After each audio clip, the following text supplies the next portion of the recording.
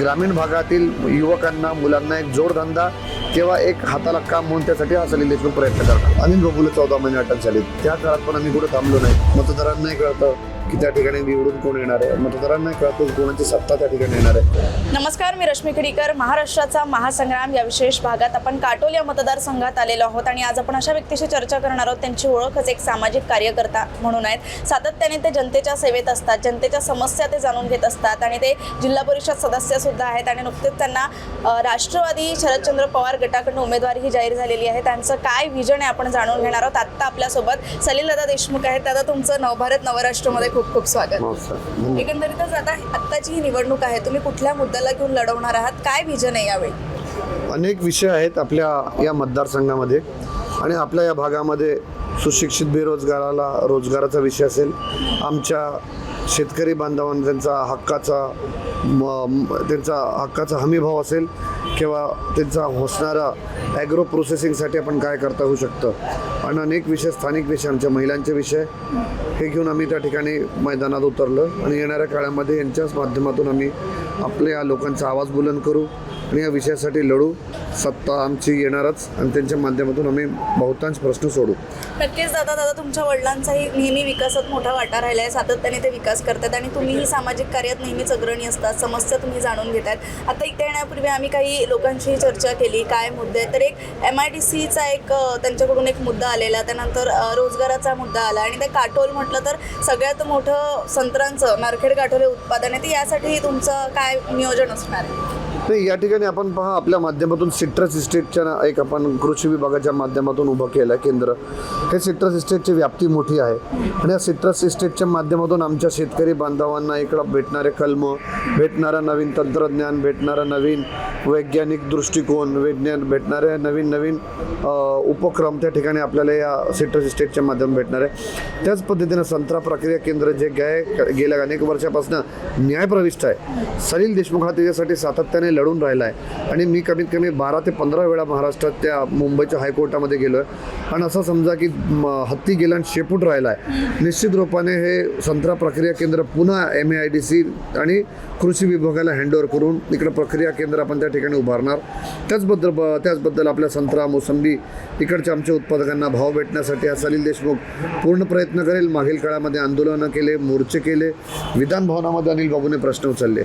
अजूनच बरोबर या ठिकाणी आपण वडेगाव उंबरी इथे 400 एकर जमीन आपली हस्तांतरित होऊन गेली आहे MIDCला.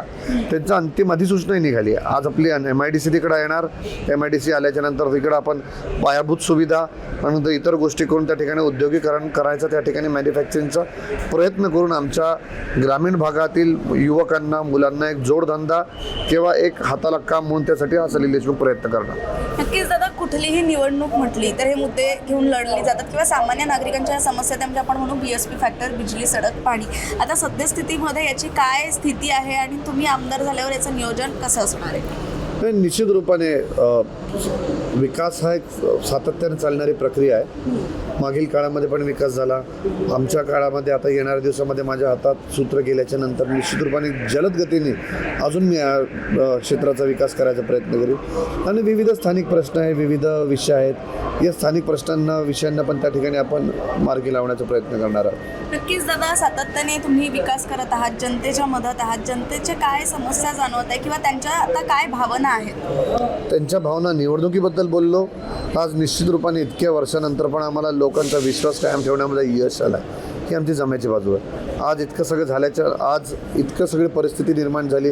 अनिल बाबूला 14 महिने अटक झाली. त्या काळात पण आम्ही कुठं थांबलो नाही. 2 दिवस मी काटोल नारखेडला राहायचो, 2 दिवस मी मुंबईला राहायचो आणि 2 दिवस मी त्या ठिकाणी नागपूर जिल्हा परिषद असेल, जिल्हाधिकारी कार्यालय असेल, या ठिकाणी मी ते राहून लोकांचं विकासासाठी पाठपुरावा करून त्या ठिकाणी विकास कामांचा पाठपुरावा करून विकास कामं खेचून आणायचं काम केलं. लोकांची प्रामाणिक सेवा त्या ठिकाणी केली. मग ते लोक हॉस्पिटलमध्ये जाऊन असेल, कधी कोणाच्या रुग्णाला मदत करायची असेल आणि ही सेवा आम्ही येणाऱ्या दिवसामध्ये पण कायम ठेवणार आहे आणि लोकांची सेवा आणि लोकांच्यासाठी झटणं हे आमचं त्या ठिकाणी धर्म आहे. नक्कीच दादा, वडिलांच्या पावलांवर पाऊल ठेवून तुम्हीही या विकास कामात पुढे येत आहेत, सातत्याने नागरिकांच्या मदत राहत आहेत. जे काही विकास कामं तुमच्या वडिलांनी केली आहेत आणि तुम्हीही आता सातत्य करतच आहेत, केली आहे तुम्ही, तेही करत आहेत, तुम्हीही करत आहात. त्या सगळ्या विकास कामांना बघून किती मतदार साथ देतील असं वाटते? निश्चित रूपाने मोठ्या प्रमाणात आपल्याला मतदार लोक साथ देतील.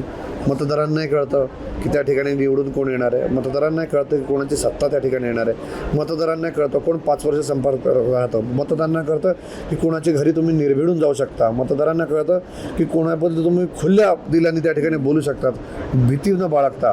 मतदारांना हे कळतं की कोण विकास खेचून आणू शकतो. मतदारांना हे कळतं की त्या ठिकाणी अडचणीमध्ये कोण धावून जातं. मग ते गारपीट असेल, एखाद्याच्या घरी घडलेला प्रसंग असेल, सगळ्यासाठी धावून जाऊन कोण त्या ठिकाणी मदत करतं हे लोकांनी त्या ठिकाणी पाहिलं आहे. म्हणून मला याच्यामध्ये काही अडचण वाटत नाही. नक्कीच दादा, आणि हे नक्कीच तुमचं जे सरकार आहे तुम्ही आमदार व्हाल अशी मी आशा करते. आणि शेवटी आमच्या जनतेला, प्रेक्षकांना तुम्ही काय सांगणार? धन्यवाद. येणाऱ्या दिवसामध्ये नवभारतचं पण मी त्या ठिकाणी धन्यवाद मानतो, आभार मानतो. येणाऱ्या दिवसामध्ये महाविकास आघाडीची सत्ता येणार.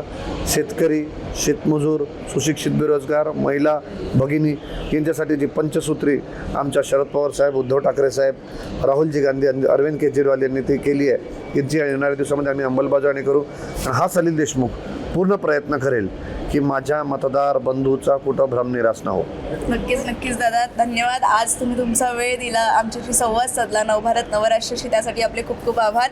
आणि येणाऱ्या वाटचालीसाठी आणि या निवडणुकीसाठी तुम्हाला खूप थँक्यू व्हेरी मच. आभार आपले, धन्यवाद. तर आज आपण काटोल या मतदारसंघात आलेलो सलील दादांशी आपण चर्चा केली, त्यांच्या विकास कामांबद्दल जाणून घेतलं. त्यांचं व्हिजन जे आहे पूर्णपणे क्लिअर आहे. मग तो रोजगाराचा मुद्दा असो, शेतकऱ्यांचा मुद्दा असो, ग्रामीण भाग मला वाटतं इथे मोठ्या प्रमाणात महिलांचा मुद्दा असो, प्रत्येक मुद्द्याला घेऊन ते जे आहे पुढे ही निवडणूक लढणार आहे. आणि सातत्याने ते काम करत आहेत, नागरिकांच्या सेवेत आहेत, नागरिकांच्या समस्या त्यांनी जवळून पाहिलेल्या आहे आणि सातत्याने ते जे आहे कार्यरत आहेत या क्षेत्रासाठी आणि कार्यरत असणार आहे. पण पुढे या मतदारसंघात काय होतं हे पाहणं महत्त्वाचं असणार आहे. या मतदारसंघाच्या अपडेट्स मी तुमच्यापर्यंत पोहोचवत राहणार आहे, या निवडणुकीच्या अपडेट्स मी तुमच्यापर्यंत पोहोचवत राहणार आहे. तोपर्यंत माझ्यासह पाहत राहा महाराष्ट्राचा महासंग्राम. कॅमेरा पर्सन तन्मयसह रश्मी खेडीकर, नवराष्ट्र, काटोल.